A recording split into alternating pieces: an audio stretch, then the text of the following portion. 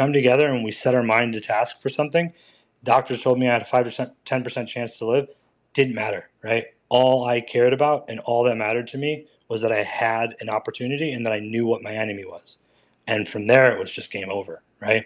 So that I just want to hyperemphasize that we are at the end of the day energy, frequency, vibration. So God created us, and then we created these technologies, or we put the particles and the atoms together to create these technologies, the devices that are in our hands, the computers that are in front of us, everything around us.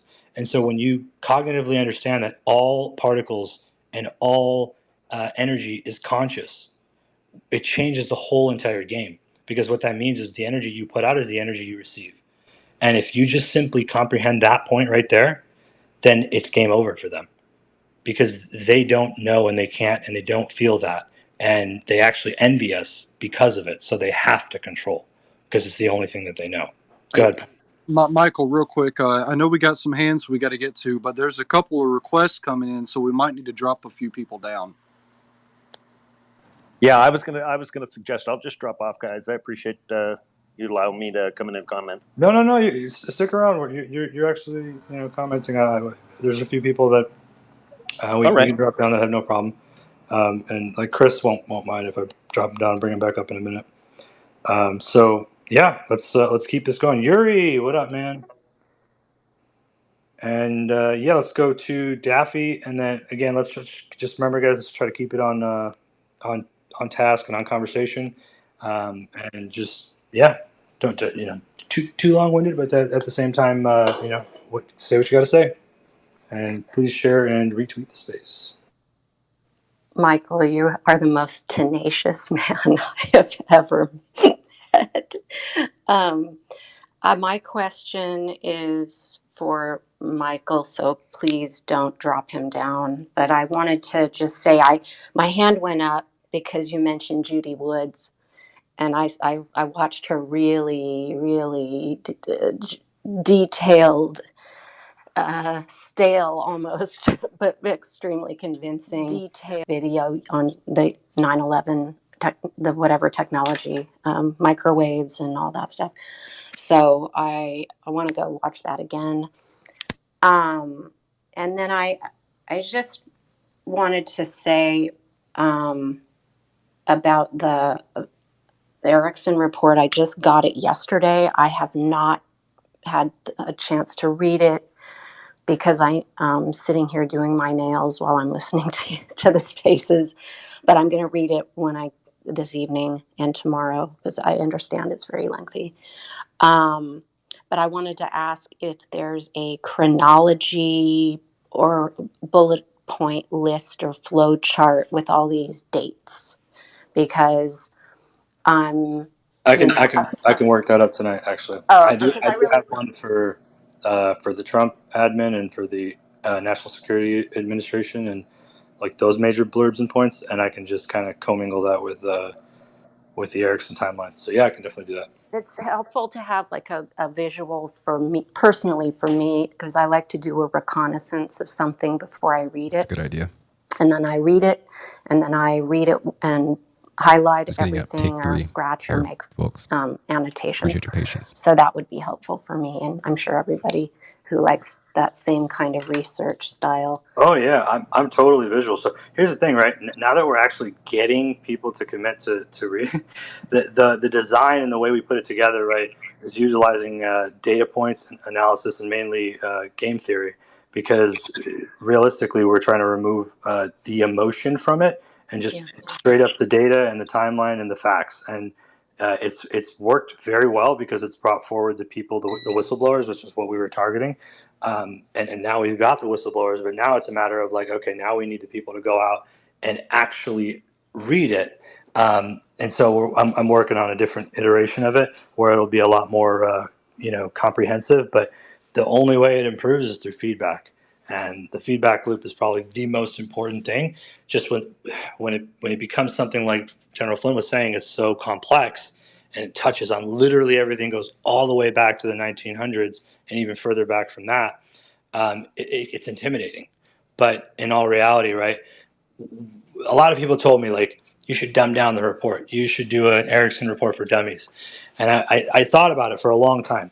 And the conclusion that I came to was like, sure, after a certain point, but in all honesty, I want to level everyone up, right? Because I don't ever want this to happen to anybody ever again, right?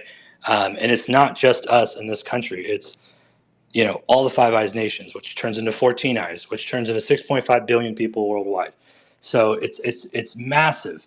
And so if you can just imagine empowering even just a fraction of that, just 10% or even 3%, right? If you empowered 3% to understand how these systems worked to the point where nobody could be manipulated again, and then proper control was overtaken and oversight measures were put in place, it's over, right? It's literally over, and that is why this will be so beautiful as when it plays out. But you know, yeah, I'll definitely do that, and I promise to continue so long as we keep pushing the momentum. I will literally never sleep, working on materials, working on handouts, and working in groups. I almost always get my number out. There's never a time I won't. So yeah, it's just a matter of doing, right, and taking action and setting the intention of getting it done. Well, I value your follow through. So just wanted to say that. And then I wanted to address Michael Barton and here. That was the most heartfelt, beautiful story. Thank you for your honesty. And that just moved me. I want to buy every eBay item you're selling. So send me a DM to your page and write a book under a pen name and sell 1 million copies, whatever you want to say. Thank you. But there are lots of ways to make money. I'm a consultant. I work from home. I work for myself. I run a business. You know, there are you don't have to work for other people. You can figure out ways. And I'm really sorry that I cut in front of John because I know his hand was up first, but I wanted to ask you my question before you dropped down. So wait, can I just respond to what you just said real quick? I'll take 2 minutes, and actually then I have to go. I'm about to reconnect here. Just bear with me one moment. Let's see here. Yep, so let's go do that. Then I have to go, so I'm sorry to step on anybody. But if you guys want to research further, I shared from just my experience and the journalism that I've done. I built a website years back. Those on YouTube, is the audio pretty my audible? YouTube channel, my Twitter, my eBay store, all that stuff is on there. Everything but my TikTok, which I have 170,000 followers on TikTok now. But my website is barredin.us.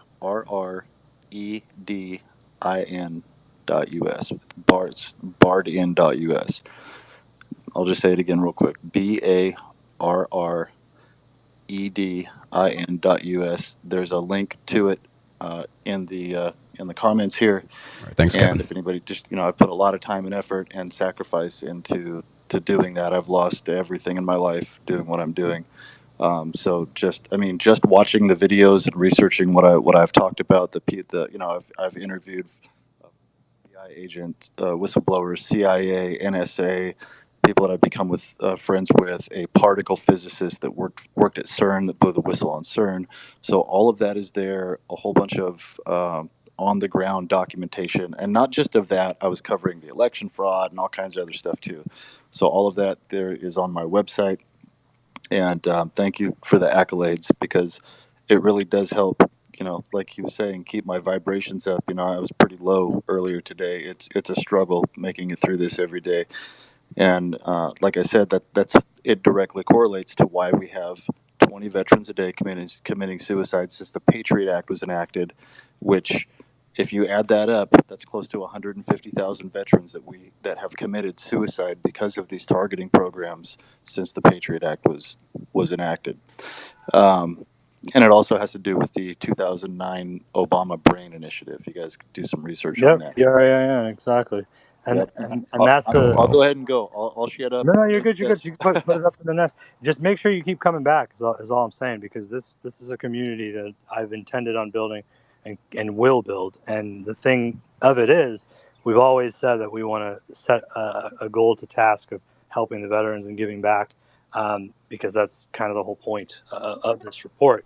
But I also believe empowerment, and coming together collectively, focusing on the same goals, will innately bring the information will come to us, right? It sounds crazy, but it's quantum mechanics and it's quantum physics and it's real. So just keep your mind set to that, and we're gonna have ups and downs. It's not gonna be a coast. It's gonna be this collective up and down like riding a wave, but we're doing it together, right? And so long as we keep that focus and we keep that energy, even when we're low, we'll have people to connect and talk to on the phone, and that way we can just, because sometimes all it takes is just reaching out and talking to someone. A lot of the people that I've met through these spaces are some of the people I talk to every single day when I'm struggling and when I'm at my lowest. And just one phone call, boom, I'm right back where I need to be. So you got to understand what our limitations are and what we're capable of, but more importantly, how much we can accomplish when we come together. So yeah, love it. Hey, And and Michael, if I just before he goes, I just wanted to extend out something for him too. Michael, we do testimonial spaces on Wednesdays. Please reach out to me. This is exactly some of the stuff we get into. We're getting together with the truckers, the vets, the vax injured as well. So this is that space where people don't have to be screaming out into the wilderness anymore, right? Because our voice is our most powerful asset. So I wanted to just extend that out to you. A lot of people in this space are, we're all working together on this. Ericsson report ties into everything. So just wanted to say God bless you, and you're stronger than you even realize at this moment. But I hear it, and we're gonna rip and roar, man. We're gonna get through this. So God bless you. oh yeah, and Thank that's the you. thing, man. Imagine when the rest of the veterans, like, listen, when I hit the VA, it's over, dude. It's over. Because I used to hit the VA to like show veterans how these assholes at the top are manipulating the market and manipulating mortgages using their escrows and their homeowners insurance, and to never make a mortgage payment. So I would start to try to show a lot of like disabled and really veterans that have sacrificed so much. The beauty of like humanity and good is that even when I would show these veterans this process that was literally a legal loophole, they would not want to take advantage of it. Even though I showed them and broke it down for them that this is how the rich and the elite literally force us to pay their tabs. Again, that for me is amazing, because what it means is we're about to have a financial storm, the likes of which we've never seen. And all these banks that have been spying on us, commercializing our data, selling our digital human person, and trafficking it across state and federal lines, are about to be brought to task. And it's up to us, we the people collectively, what we choose happens after that point, right? Regulation or kill. And I don't mean kill like killing people, but that'll be left to the military to decide. But in all honesty, right, a lot is coming down the pipe, and just so long as we can stick together and focus on the targets, and then even if we have to drive in separate vehicles and do it in separate ways or forms or facets, so long as we improve and increase our collective conscious, we win. So love it, and let's keep going. John, you were just commenting on what Michael was saying? Yeah, and I'll just kind of add to that too. You're a testament of so much, and I just want to I appreciate that, because it takes us all standing up. It takes our voice. It takes us getting out there. Now we can go on to the next thing. You say something, it spawns something in my head, right? And then that's how that's connected. And so there's resources, there's tools that we can apply in all of our facets in life, right? And so I just it's not about me. I'm just extending out tools that I have that can complement what Michael's doing, right? That's how we stick together. That's how we conquer this beast. We have boots on the ground, different levels of hey, if I'm going up to here and I just want to serve notice of, on the local level, we have resources for that. We have also, gotten together with a lot of advocacy programs, whether that be for vets, whether that be for sexual trauma and survivors. I mean, we've really built up great, strong relationships. I mean, I just recently lost my father 2 days ago, who was a vet, and he was directly targeted through not only psychological and mind control tactics and part of the super soldier program as well, but I know for a fact that chemical warfare was involved. I myself has been targeted for the last 9 years. I'm very familiar with the fusion centers. There's one conveniently 20 minutes from me. These are things that affect us all. And like Michael, Corey was saying, it's like this is that connection, right? This is what binds us. It takes each and every one of us standing up. And this isn't just for, one, this is for all. Anybody is welcome, to share their story. Why? Because we can use this. Our voice is powerful. We can use this, serve notice through our spoken word, our testimony, and we can serve notice to these cretins who have done this and falsely presumed upon us for how many generations. We can break those generational curses, like you're saying, like they've weaponized against us. Our military members have been used as tools against the public and civilian population, and we have the resources available. It's just coming together and using them effectively, and really, really, really strengthens each other, just each and every one of us coming together. So I'll wrap it up there, and I appreciate all of you for everything. Amen. And then what we're going to start doing, Punisher and I just committed to it, right, is not only live digs, but like all the sites that we've put up. Again, we've had to pay a lot of money now for black site DNS, because they've literally taken down all 3 of our sites. Doesn't really matter, because you can just use the Wayback Machine. But the tools, the OSINT resources, these are free, open source, available for anyone to use, right? Level up your ability to do research and level up your ability to discern by using this AI and this technology, because they want you to fear it. They want you to look at it and be like, oh, ChatGPT, that's the devil. Like, no, like that's insane. These technologies are made to empower, right? And so you make of it what you do. And so God created man creates technology. Anything that man goes on to create, right? Hack is duality, right? It's intrinsically good, can be used for good, can be used for evil. It's all about the intention. So do not let them fill your mind with the toxic attitude or mentality that you're not able to do whatever it is you set your mind to. Go ahead, Punisher. Hold on, Michael. You just said something. God created man, right? Genesis 1:27. So God created man in his own image, in the image of God. Male and female created them. He created them. So where does the other 72 genders fall in there? I just wanted to throw that in there. They don't. And that's the beauty of game theory. It's 50-50. It's black, it's white, it's red, blue, right? It's positive, negative, it's 1-0, and then everything in between. So the statistics and the probability are in our favor, and it's devolving in terms of those who don't feel and who are psychopathic and who want to hoard all the energy and the resources. The Earth doesn't agree with it. Quantum physics doesn't agree with it. Humanity doesn't agree with it. So all we have to do is do the right thing and act, and the rest will take care of itself. Let's hit these hands. All right. Definitely retweet the space, quote tweet the space. It's popping. It's definitely higher than, I'm not even checking it, but I can feel the energy. It's higher than it's normally ever been. So let's jump to Citizen's been waiting, but I think, no, Stan. Stan's, I've never heard Stan. I've never heard from Rare. Yuri and Citizens, you guys won't mind. I know you've been in several of my spaces, and I love you guys.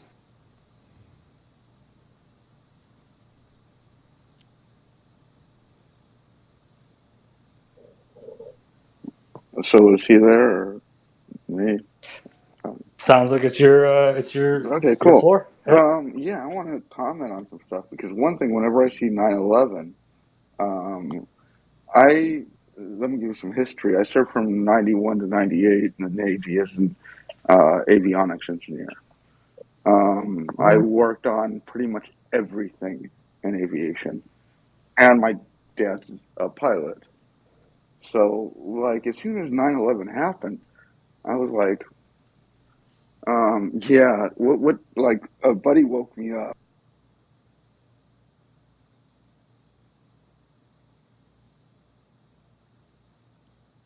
This supposedly is a Mandela effect. What happened to the audio? Did I just get kicked out of the space here? Let's see what's going on. I tested Okay, engines. so the audio's I coming back did now. some, like, amazing things. So basically what ruined my career, because we were kind of talking about that, was when Loose Change came out. I don't know if anybody's seen that movie. Loose Change Yeah. Architects and Foundation. Yep. And when that came out, it was finally like, somebody concurs with what I've already known. Like, something's wrong. Like, buildings don't fall. Jet fuel is made out of kerosene, pretty much. I mean, it's advanced kerosene, but it's not there to burn really hot or ever. And, you say burn steel. Never would kerosene burn steel. Never All right, would Kevin, jet if you're still fuel do listening that. here, I might have The to plane end this. holes He's talking were about wrong. 7-Eleven gas station. So, We know YouTube doesn't like basically, when 7-Eleven Loose gas Change came station out, I started burning without the DVDs and euphemisms. passing them out in We'll see how around long we can LA go here. universities. And I got, told I wasn't allowed to, kicked off campus. Like, I was going to do anything to get it out.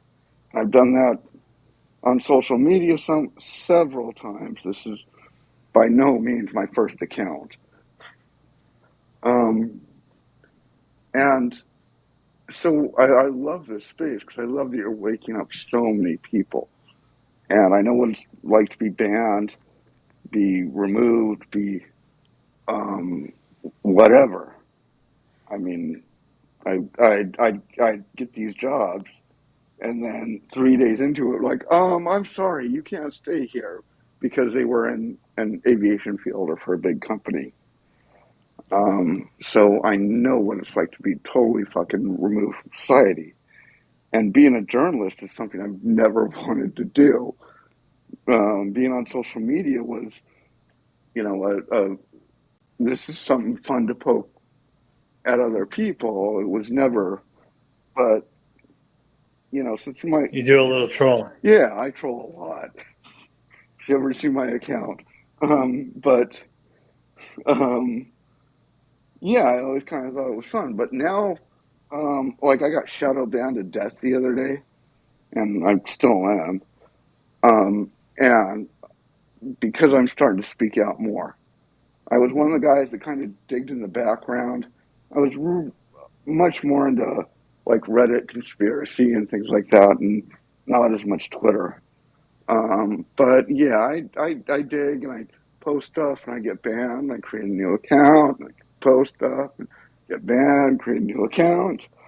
And so I want to speak out more because I have dug into so many of these programs all of you guys are talking about, and I've also missed so many of them. So, the irritating part is I got to read more technical documents, and those things suck, but they do. Yeah, They're dry as shit. You read them, oh, yeah, I know. and then you got to, like, reread because you forgot what you just read. I'm going, reading patents, man, put me to fucking sleep. Well, But it wasn't just the Pentagon. Let's remember Shanksville, the quote-unquote boom that I took over. I can name every part of it and rip it apart. Yeah, but yeah, exactly. When you think of any other plane crash in history, there's an actual plane crash. There's debris. Okay, I'm going to there's head and parts. just briefly That's what leave happened. here. So when a topic becomes a bit more YT safe, I'll return to the topic briefly for the few people on YouTube and Twitter watching this stream. I'm going to go ahead and cover an additional topic as part of like some bonus content, you might say. Going back to the Durham thread. So let's see here. So there's this neat artificial intelligence app you can use that's called Claude.ai. And it appears to be a bit less censored than ChatGPT, but just by early speculation. I've not worked very extensively with this. It is able to summarize text. So you see here I have text uploaded, and it's a text from the video itself of John Durham and John Durham Jr. So I'm just going to go ahead and read the summary that the AI produced. Thank you for summarizing the long Twitter thread and Michael Corey's, say it's QUO for some reason, Michael Corey's analysis. Let me see if I understand the key points. There appears to be two John Durhams, a father, Sr., and a son, Jr. Both are U.S. attorneys. John Durham Sr. is the U.S. attorney for the District of Connecticut. He was appointed by William Barr in 2018 to investigate the origins of the Trump-Russia probe. John Durham Jr. is the U.S. attorney for the Eastern District of New York. He was appointed by Jeff Sessions in 2017 to lead a task force on MS-13. In late 2019, Trump tweeted hints about another prosecutor, and his name is not John Huber, leading some to guess it was John Durham. In late 2020, it was revealed that John Durham Sr. was appointed special counsel to continue investigating the origins of the Trump-Russia probe. However, some documents related to charges against Kevin Kleinsmith seem to be signed by John Durham Jr., suggesting that he may also be involved in investigating the Trump-Russia probe origins. Michael Q theorizes that both John Durhams may be operating as special counsels to fully investigate Spygate with a father-son connection, allowing them to obscure who is doing what. Let me know if I missed anything important from Michael Corey's analysis. The possibility of two Durhams operating in secret is certainly an intriguing theory. More evidence would be needed to confirm if both were indeed involved as special counsels. Extremely impressive summarization produced by something that isn't even living. It's just a language model. I'm going to go ahead and move here to a chat PDF summarization. So you can upload an OCR recognizable text of the entire Durham report to this website called Chat PDF. You do need the premium account in order to upload longer files. If you choose to use this account, it can summarize documents of up to, I think like a few thousand pages in length. This one's 316 pages. You can query the document asking various questions. So I'm going to go ahead and just read to you a segment from a question that I had asked. So let's see here. Let's go scroll down to the bottom. So let's go up here to Kevin Kleinsmith. Is Kevin Kleinsmith mentioned in this report? Yes. Kevin Kleinsmith is mentioned in this report. The report discusses the case known as United States versus Kevin Kleinsmith, number 20, and you get some information there about its location, in several places, including on page 242. Kleinsmith pleaded guilty to one-count criminal information and was sentenced to a term of 12 months of probation on January 29, 2021. The report also notes that Kleinsmith's conduct in this matter was likely influenced by political or personal bias to some extent. There's a pretty good summary there. What are key points mentioned about Carter Page in this report? There are several key points mentioned about Carter Page in this report. Here are some of them. The FBI opened an investigation into whether individuals associated with Trump campaign were coordinating with the Russian government in 2016, and Carter Page was one of the individuals who was investigated.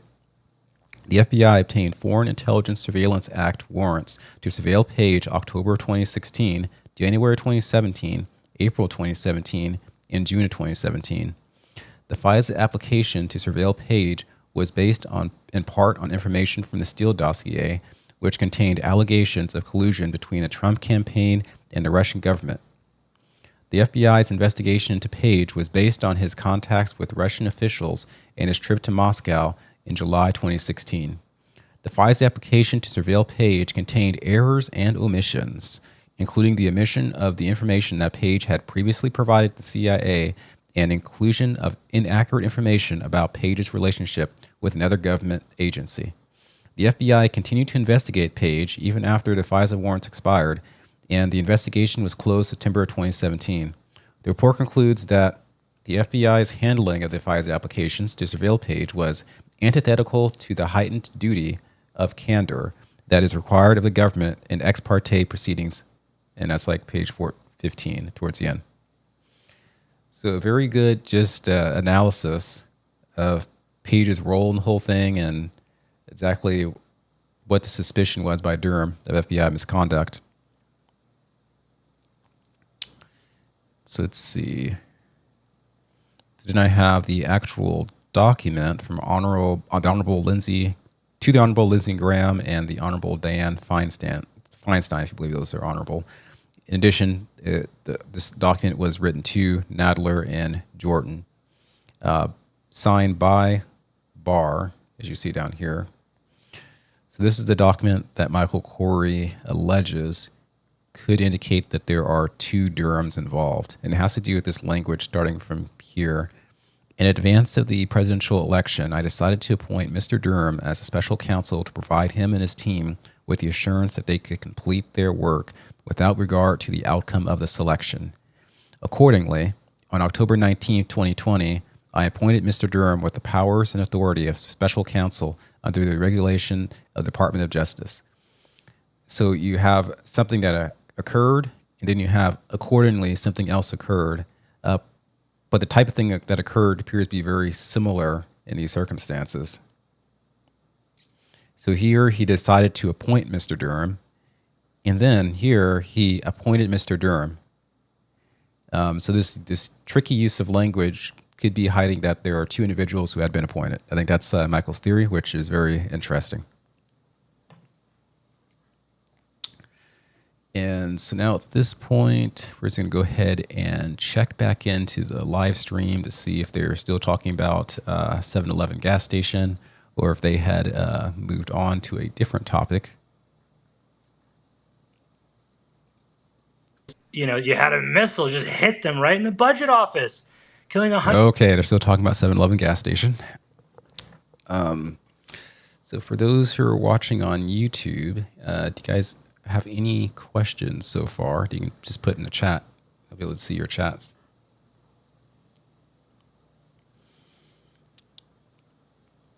No, so far Kevin Bell had commented. I'll just go ahead and comment in the chat here. Okay, so with that, I'm just going to go ahead and move to this other segment. Let's see here. Okay, so that's that. So there are some videos here.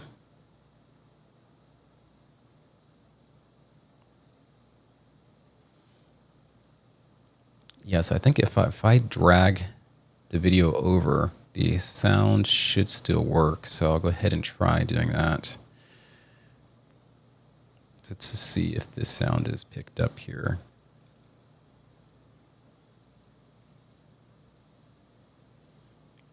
Bear with me one moment.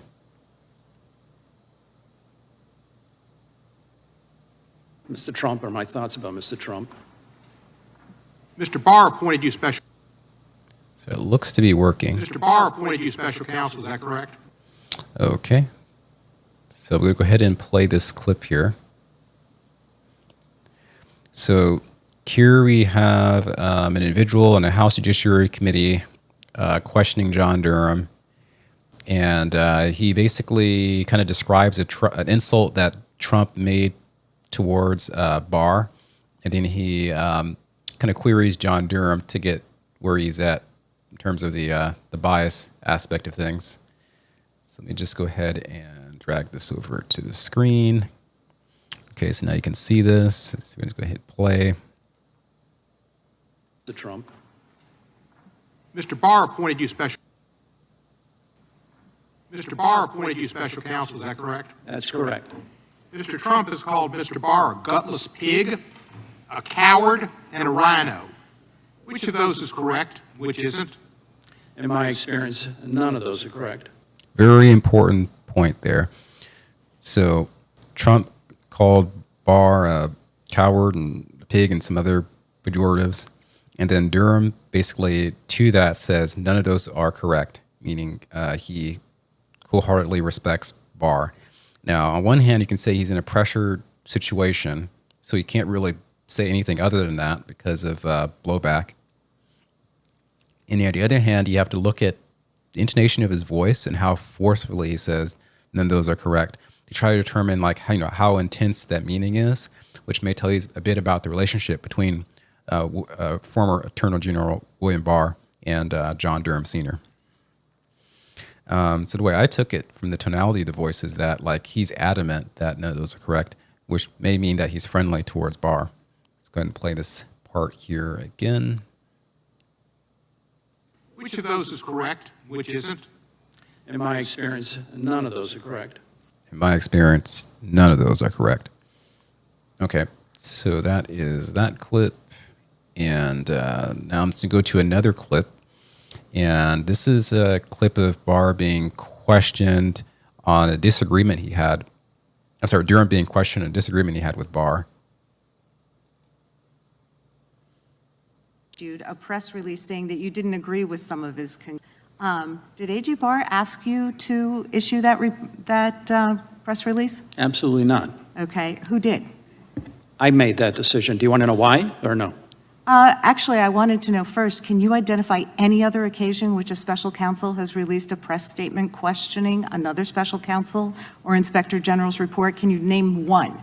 Yeah, instance? I don't know of any. Okay. They may have, but I don't know about it. Okay, so did you communicate with AG Barr about your press statement before his was released the same day, or was that just a fantastic coincidence?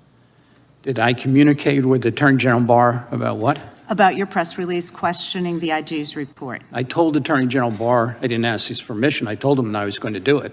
Okay. One more question. There's been mention of the resignation of one of your colleagues, Nora Danahy, in the fall of 2020. Isn't it true that she resigned in protest concerning pressure by AG Barr for you to deliver an interim report or other results before the 2020 presidential election? You'd have to ask Ms. Danahy that. I'm not going to discuss the internal discussions in our group. Okay, that's really interesting. So there are 2 points there. So it's one point is that Durham had released a statement on the same day that Barr released a statement contradicting or disagreeing with Barr's statement. And the second point is concerning a staffer who worked on the case with Durham named Miss Donahue, who abruptly resigned late fall of 2020. And it's mentioned that this could be related to controversy about the timing of the release of the Durham report. So you know that the Durham report was released just this past spring, which means it did not really get to have an impact on the selection. It had a negligible to no impact on the selection, that basically. But it could have been that the report that we have access to would have been released far earlier. The problem with this controversy that may have occurred in the Durham office is we don't know who's on whose side. I looked into Donahue, and we don't really have good sources of information to show that she was in disagreement. But there was mention that she was really all in on the actual investigation and research into the corruption. So I would speculate that maybe she did want the information released early, but it could be that John Durham wanted the information to be released earlier, but she was in disagreement, so she rage quit it. So that's a possibility too.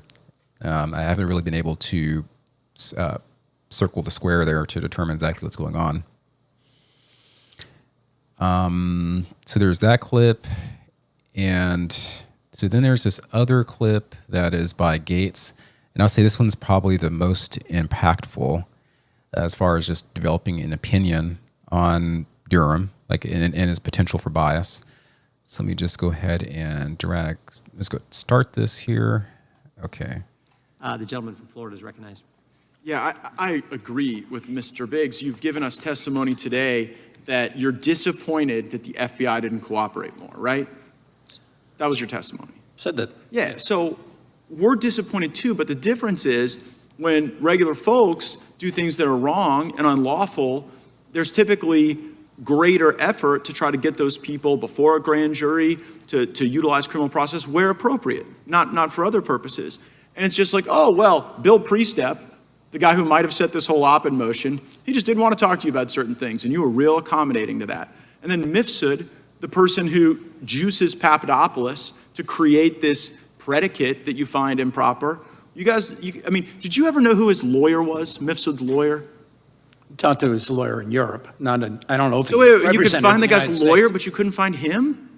We contacted somebody that we knew had represented him, and a part of the effort to try to locate him. And you got the lawyer.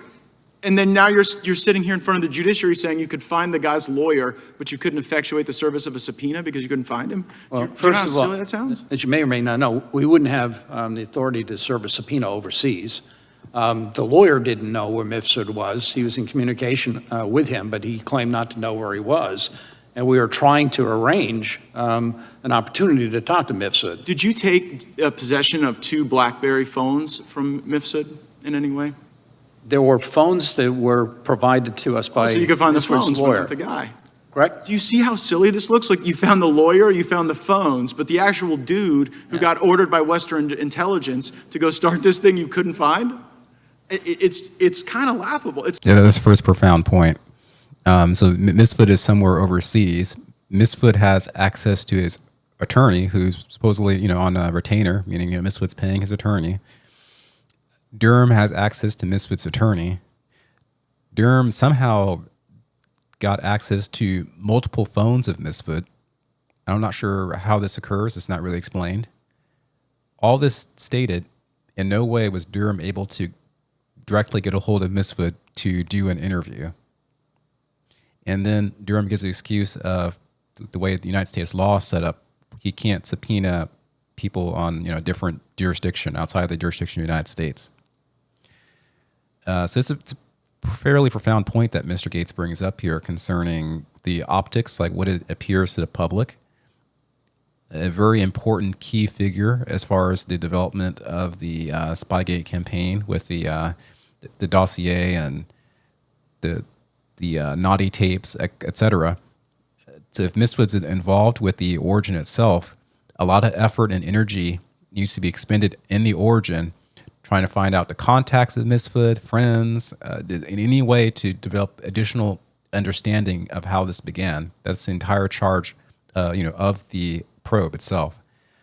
So we're going to go ahead and continue here. It seems like more than disappointment. It seems like you weren't really trying to expose the true core of the corruption. That you were trying to go at it another way. Yeah, as we said in the report, and as I said in my opening remarks, we pursued the facts as best we could. Well, how about this tools fact? that we have? Okay, how about this fact, Mr. Durham? The entire Mueller team does a hard reset on their Apple phone in synchronization to wipe away evidence. Did you investigate that? I've read that.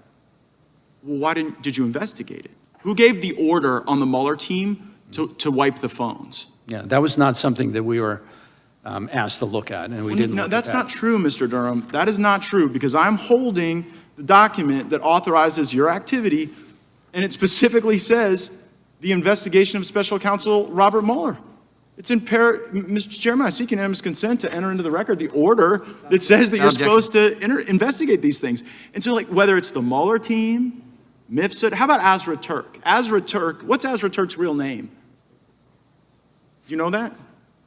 I'm not going to be disclosing the names of FBI personnel that are otherwise unavailable. But an FBI, so the FBI sends somebody to go honeypot George Papadopoulos. Who gave the order to do that? I think that's beyond the scope of what's in the report. Yeah, it is beyond the scope of what's in the report, but it's something that should be in the report. If Papadopoulos is key to this whole thing and he was honeypotted by some agent, you would know information about how that started, or you would have to state within the report, like, I do know, but it's classified. I can't state anything further. So this is very suspicious to me. So I definitely see Gates' position here. Literally the scope of what your charging order is. Who put it in motion? We get after it was put in motion, the FBI did a bunch of wrong and corrupt things. Totally understand. We're trying to deal with that. But when you are part of the cover-up, Mr. Durham, then it makes our job harder. Yeah, well, if that's your thought, I mean, there's no way of dissuading you from that. I can tell you that it's offensive and that the people who worked on this investigation have spent their lives trying to protect the people in this country and pursue within the law You went what it is that we Mr. are Durham. authorized Wait, to hold on. do. You tried 2 cases, lost both of them, and then the one guilty plea you got, Kleinsmith is back to practicing law in Washington, D.C. today. That's beyond my control. Right, but the fact that you allowed that plea to occur, right, and then the punishment was insufficient, the fact that you didn't charge Andrew McCabe, you didn't convict the lying Democrats or the lying Russians, you didn't investigate Mifsud or the Mueller probe, even though, as we sit here today in black letter, that was your charge. Have you ever heard of the Washington Generals? The Washington Generals, yes. Yeah, and they're the team that basically gets paid to show up and lose, right? Well, I'm sure that the players who exert blood, sweat, and tears don't view it that way, but you might. I think they do. I think they do, because the job of the Washington Generals is to show up every night and to play the Harlem Globetrotters. And their job is to lose. I'm sorry, I was thinking of a different thing. Yeah, so their job is to lose. And I'm kind of wondering, and it just seems so facially obvious that it's not what's in your report that's telling, it's the omission, it's the lack of work you did. And for the people like the chairman who put trust in you, I think you let them down, I think you let the country down, and you are one of the barriers to the true accountability that we need. I thought that was kind of, to respond to that or I comment? thought it was a bit overly forceful by Gates, but I mean, I get his sentiment. Yeah, well, I don't know if you've ever investigated a crime. If I don't know that you have. You didn't investigate. That's kind of like a flippant retort, maybe not in the right spirit, but I think, he kind of got under Durham's skin there. These, Mr. Durham. Whether or How about not, Andy McCabe? Did you charge him? Did you investigate him? Gentlemen, time has expired. The witness can respond, and then we'll move on to our last. I don't know, sir, whether or not you've ever had occasion to try to investigate crimes under the rules and regulations and under the Constitution that we're bound by. We can gather evidence in particularly lawful ways. Can't charge people because we might think It's not just something. that We you can didn't charge you didn't people. investigate. You didn't investigate the Mueller team wiping their phones, and you won't tell us who gave the orders because you're protecting those people. Gentleman's time has expired. The gentlelady from Wyoming is recognized. Okay, well then that's that. Let's see here. So I'm gonna go ahead and check to see if they had diverted away from the topic of the 9/11 gas station. So let's see here. I'm just gonna go ahead and log in.